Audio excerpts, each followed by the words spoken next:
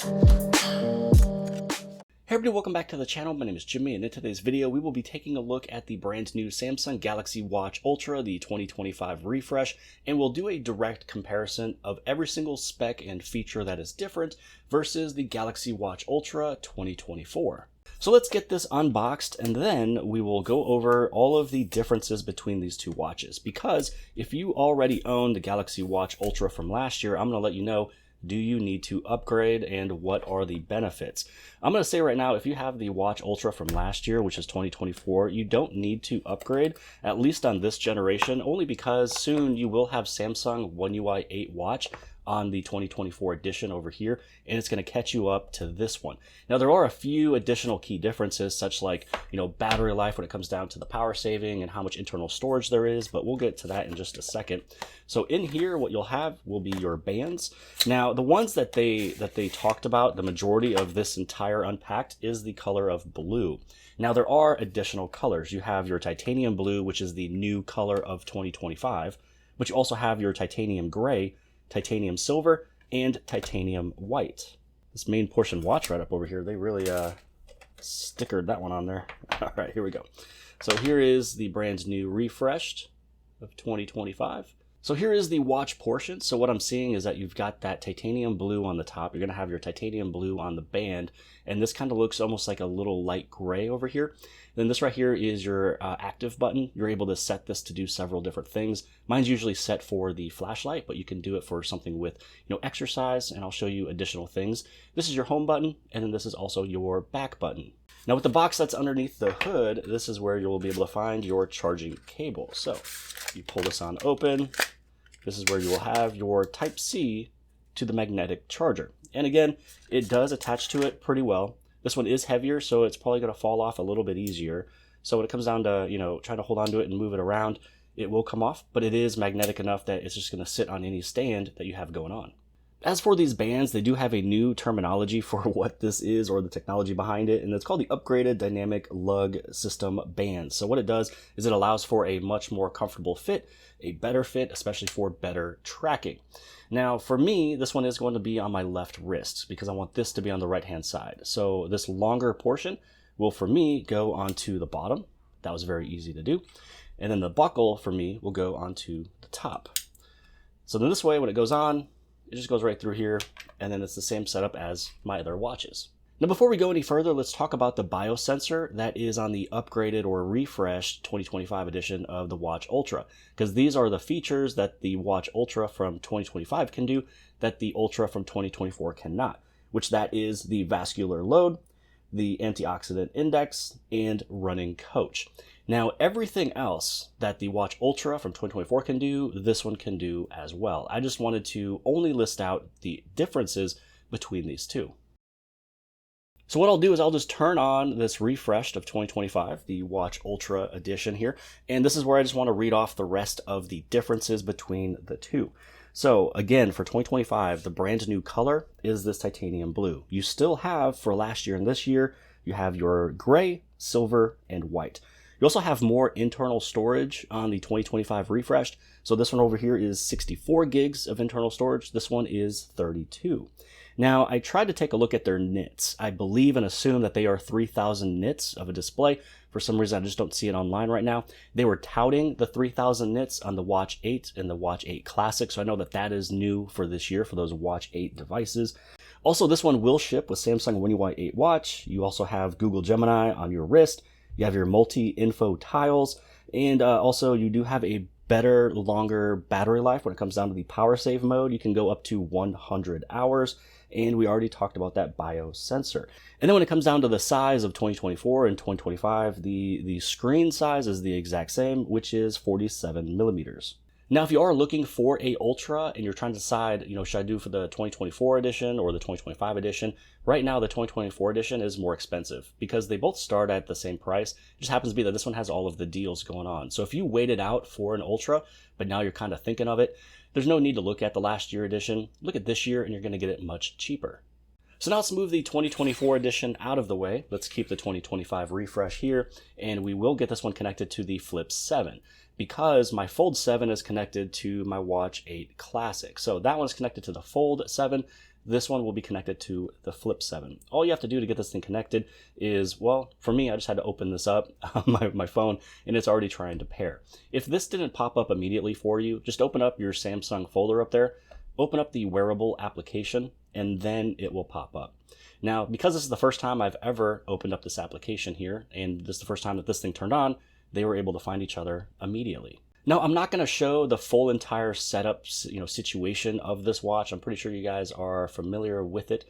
What I will do is go through all of this, and what it's going to ask is questions of, signing into Google, for the Gemini, setting up some of the features, possibly from the very beginning. So I'm going to go through all of that, and then we're going to go to this watch right here to take a look at the stock watch face that comes out of the box.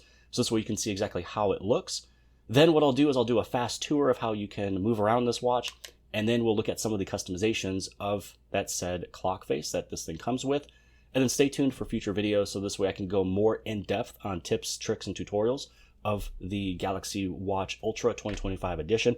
Also, don't forget, I do have videos coming for the Flip 7. I'll have videos coming for the Fold 7.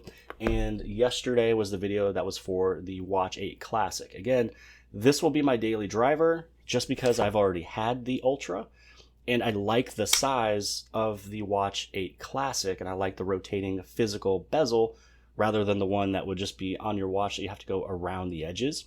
So that is why I have the Classic connected to the Fold, because the Fold will be my main daily driver, even though I will be using the Flip 7 quite a bit.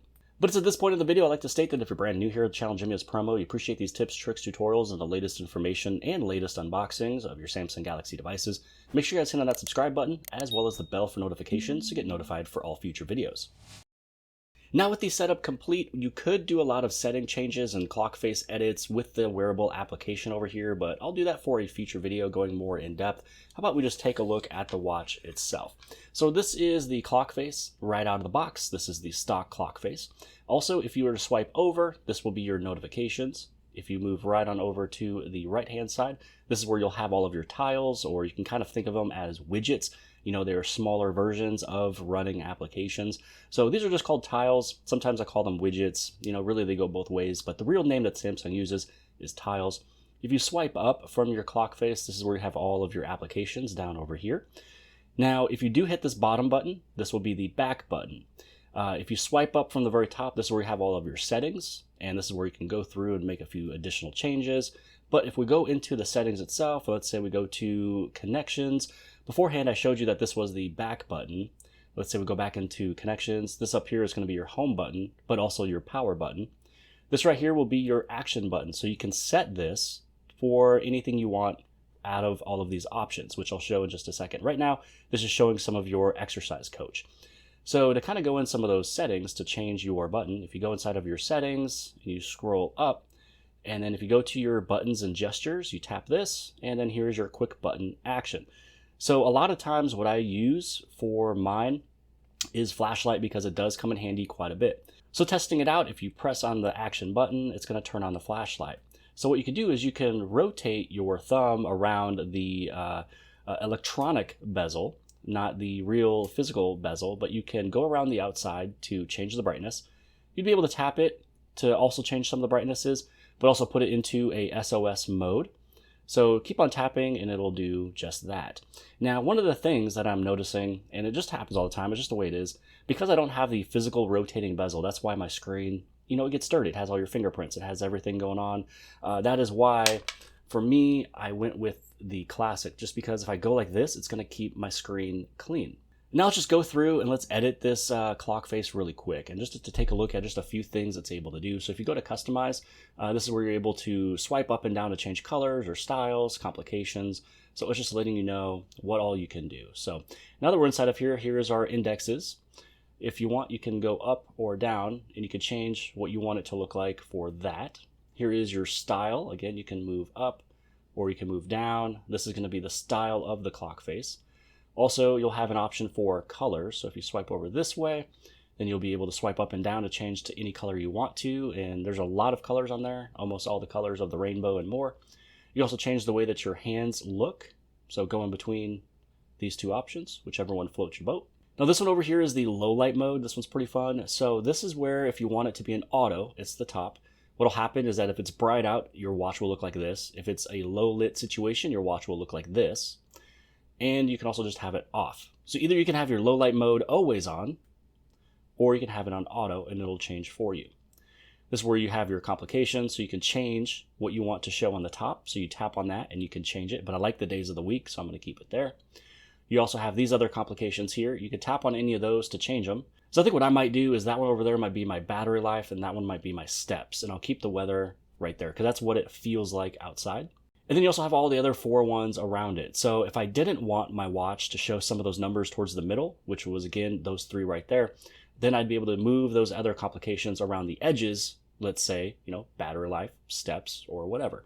Right now, the steps was down there on the bottom right-hand side. So that is how you're able to fully customize how your clock face or watch face looks. And this one just looks really good when it comes down to moving around. I can see that the clock face in there is showing off that kind of sapphire type of a look. If there's light that is hitting it, then it rotates and moves around. So you see those lighter spots. So I do like that effect. So that is everything I wanted to show off in today's video, which was the unboxing and giving you the clear differences between the 2025 refresh versus the 2024. Again, the one that I chose to go with is going to be the Watch 8 Classic. If you haven't bought a watch in several years and you're looking at the Ultra, go for the 2025 refresh because it has everything most up to date and it's cheaper than the 2024. And then if you're trying to decide between the Classic or the Watch 8 or the Ultra, that's just kind of where it kind of comes into what you want. Do you want something a little bit larger? Do you want it to be super ultra premium type of a watch? Or do you also just want a high-end quality watch with a physical rotating button? And again, I think it looks good. It's functional for me. So that is everything for today's video. Hopefully you guys have appreciated it. If you did, give it a big thumbs up. Don't forget to hit subscribe. Subscribe on the very bottom left-hand side. And if you like this video, then more than likely you'll also like this video. And I'll see you guys later.